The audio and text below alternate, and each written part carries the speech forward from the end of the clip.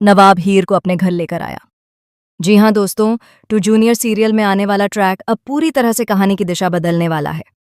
इस ट्रैक में आपको जबरदस्त ड्रामा, भावनाओं का तूफान और ऐसे ऐसे ट्विस्ट देखने को मिलेंगे जिनकी किसी ने कल्पना भी नहीं की होगी।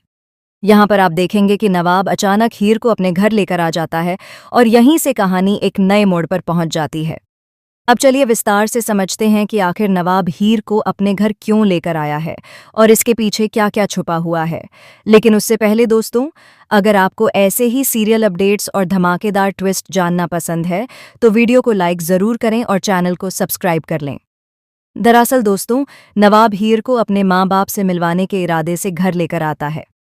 नवाब अब किसी भी तरह का झूठ या छुपाव नहीं चाहता।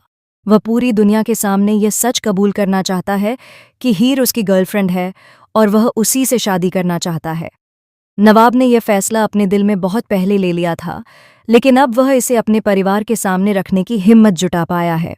नवाब के मन में बहुत कुछ चल रहा होता है। उसे डर भी है, घबराहट भी है और साथ ही एक अजीब सा भरोसा भी है कि शायद इस बार उसके माँ बाप उसकी बात समझ जाएंगे। लेकिन दूसरी तरफ हीर को इस बात की जरा भी भनक नहीं होती कि नवाब उसे यहाँ लाकर इतना बड़ा फैसला सुनाने वाला है।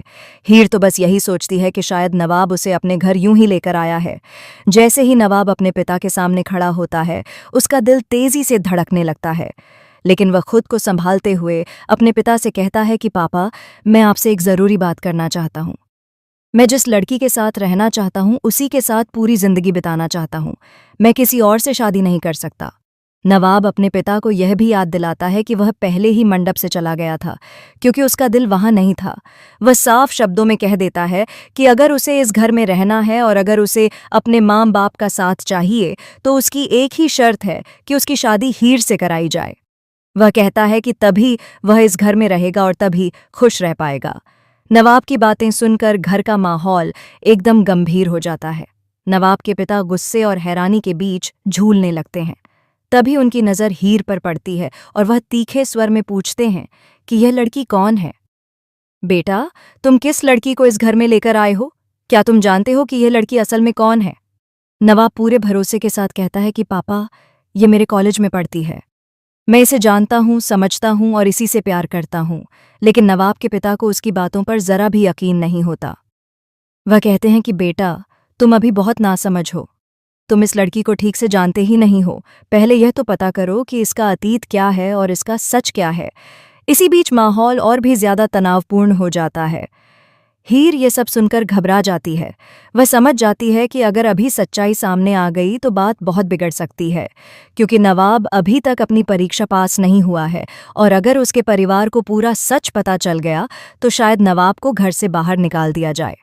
यही वजह होती है कि हीर अचानक आगे बढ़कर नवाब के पिता को रोक देती है। वह बड़ी समझदारी से माहौल को संभालने की कोशिश करती है।